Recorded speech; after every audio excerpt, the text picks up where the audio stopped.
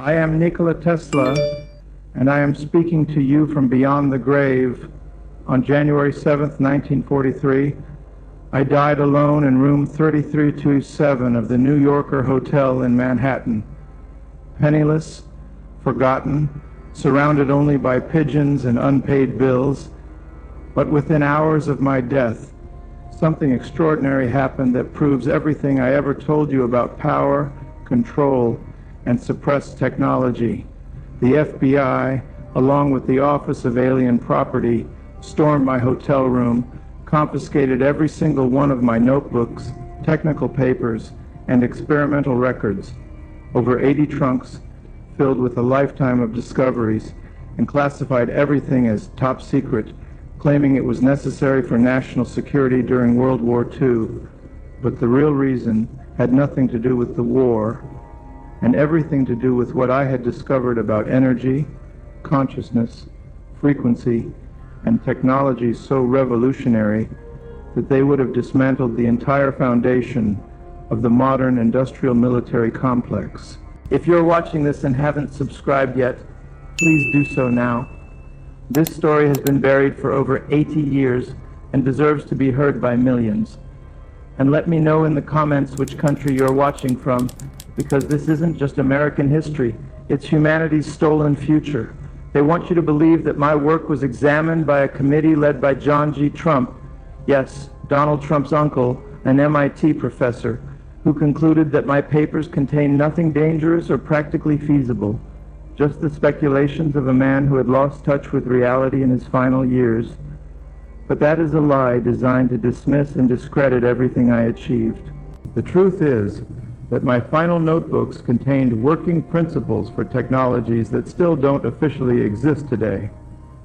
Wireless energy transmission systems that could power entire continents without cables, particle beam weapons capable of shooting down aircraft from hundreds of miles away, methods for extracting energy directly from the environment without fuel, resonance devices that could trigger earthquakes or disable electrical grids across nations, and perhaps most dangerous of all, my understanding of how frequency and vibration could be used to influence human consciousness itself. The FBI didn't just take my technical papers, they took my personal correspondence with world leaders, industrialists, and scientists, letters that documented how many times I had been ignored, ridiculed, or actively suppressed when I tried to share these discoveries with the world, and they especially wanted my detailed journals from the Colorado Springs experiments in 1899, where I had achieved results that violated every accepted law of physics, transmitting electrical power through the Earth itself, creating standing waves that traveled thousands of miles without loss, generating artificial lightning that was visible for miles, and most significantly, detecting what I believed were signals from extraterrestrial civilizations, rhythmic pulses of electrical energy coming from space that could not be explained by any known natural phenomenon. The government couldn't allow this information to become public because it would answer too many questions they wanted buried. Why was Wardenclyffe really shut down? What did I actually discover about the Earth's electrical properties? How close was I to creating unlimited free energy? What exactly are the military applications of resonance and directed energy? And most disturbing, what did I learn about communication with non-human intelligence? You must understand the context of my death. It was January 1943, the middle of World War II. The Manhattan Project was already underway to develop atomic weapons. Radar technology was revolutionizing warfare, and governments everywhere were desperate for any technological advantage they could find.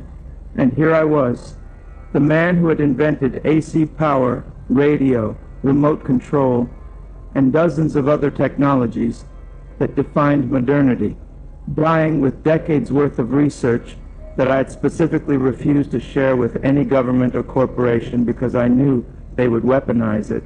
I had already been approached countless times by military officials from multiple countries, the United States, the Soviet Union, Britain, even Nazi Germany, all wanting my death ray technology, my particle beam weapon that I claimed could shoot down 10,000 aircraft from 200 miles away.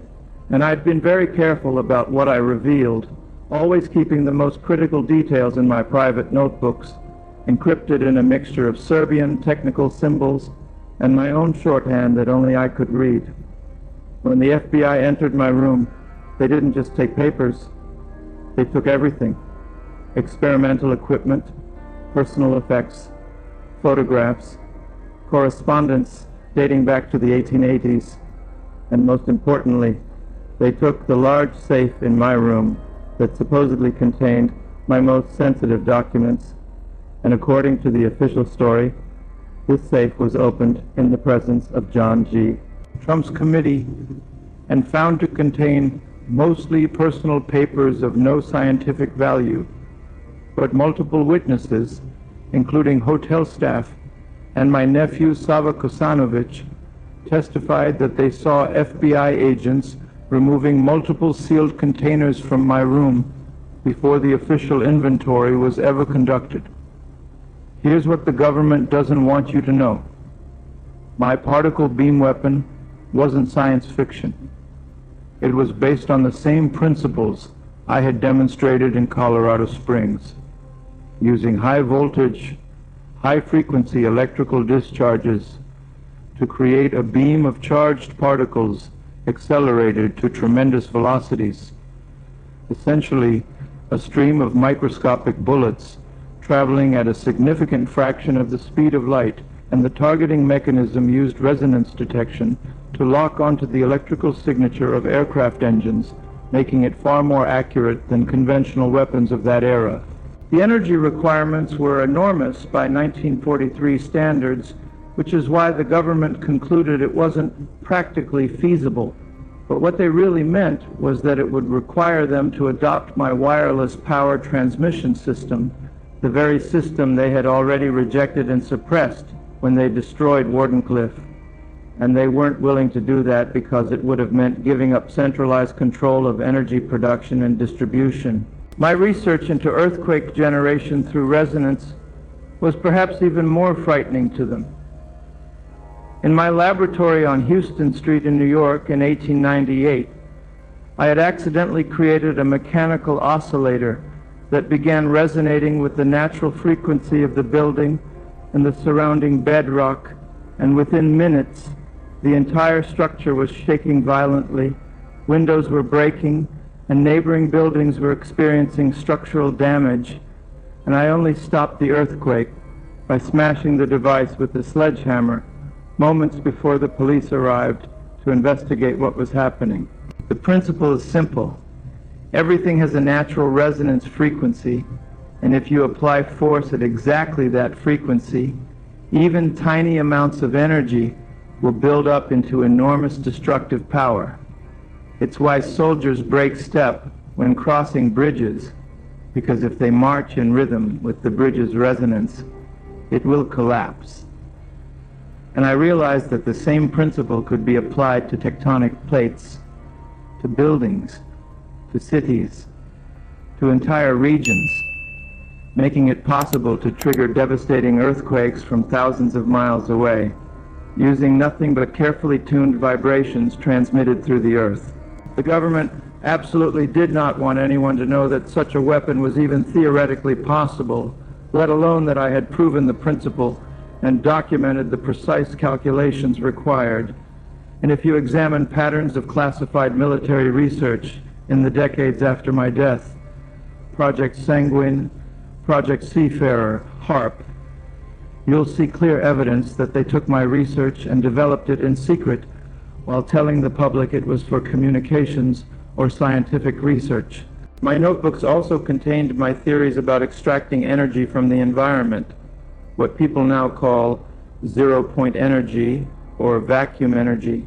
The idea that empty space isn't actually empty, but filled with quantum fluctuations that contain enormous amounts of energy. And while modern physics has confirmed this energy exists, They still claim it can't be extracted or utilized, but I had experimental results suggesting otherwise, devices that seemed to output more energy than they consumed, anomalies that couldn't be explained by conventional thermodynamics. And while I didn't fully understand the mechanism, quantum mechanics hadn't been developed yet, I knew that under certain conditions involving high voltage, high frequency, and specific geometric configurations, energy appeared to be flowing in from somewhere outside the system. This is perhaps the most suppressed aspect of my work, because if it became widely known that ambient energy extraction was possible, the entire fossil fuel industry, the nuclear power industry, the solar and wind industries, all of them would become obsolete overnight. And we're talking about trillions of dollars and the geopolitical foundation of modern civilization, which is built on controlling access to energy resources. The FBI and the government agencies that inherited my papers knew all of this, and that's precisely why they classified everything and created a narrative that I was a senile old man making impossible claims in my final years. But here's the evidence that proves they were lying. First, if my work was truly worthless pseudoscience, why did they classify it at all? Why not simply return it to my estate or publish it to demonstrate I was wrong? Second, why has the U.S. government continued to keep most of my documents classified for over 80 years, only releasing heavily redacted versions of selected papers? Third, why do so many modern military technologies, directed energy weapons, active denial systems, electromagnetic pulse weapons, bear such striking resemblance to devices I described decades earlier? And fourth, why have multiple researchers who attempted to replicate my wireless energy transmission experiments been visited by government agents, had their equipment confiscated, or been threatened with prosecution for violating regulations that didn't exist when they started their work? The reality is that my notebooks contain proof that the entire energy infrastructure of modern civilization is unnecessarily complicated and expensive, that the technologies you're told represent the cutting edge of progress: electric cars with massive battery packs, solar panels with 20% efficiency, nuclear plants with catastrophic failure risks. All of these are primitive compared to what I demonstrated was possible over a century ago, and the power structures that control society cannot allow this to become common knowledge, because their wealth and control depend on maintaining artificial scarcity of energy. They've done such a thorough job of suppressing my work that most people today think of me, if they think of me at all, as an eccentric inventor who made some contributions to electrical engineering, but spent his later years chasing impossible dreams. And even the people who celebrate me as a genius usually don't understand the full scope of what I discovered, because the most important parts have been carefully edited out of history. The FBI's theft of my papers wasn't about protecting national security. It was about protecting the economic and political security of those who profit from the current system. And every year that passes with my work still classified is another year that humanity remains imprisoned in an energy paradigm that I proved was obsolete in 1899. They stole more than my notebooks. They stole humanity's future, and they've been working ever since to make sure you never realize what was taken from you. Now you know why they came for my papers the moment I died, why they classified everything, why they created a false narrative about the value of my work, and why they continue to suppress these technologies to this day. Because knowledge is power, and they can't allow you to have either. The question now is, what are you going to do with this knowledge? Are you going to accept the official story, or are you going to demand that my papers be declassified and that the technologies I developed be made available to all humanity, as I always intended? The choice, as always, is yours. But the clock is ticking, and every day you wait, is another day they win.